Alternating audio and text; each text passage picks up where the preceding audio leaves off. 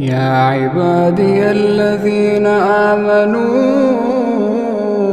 إن أرضي واسعة فإياي فاعبدون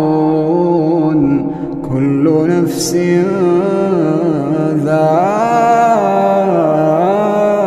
ذائقة الموت كل نفس ذائقة الموت ثم إلينا ترجعون والذين آمنوا وعملوا الصالحات لنبوئنهم من الجنة غرفا تجري من تحتها الأنهار خالدين فيها نعم أجر العاملين.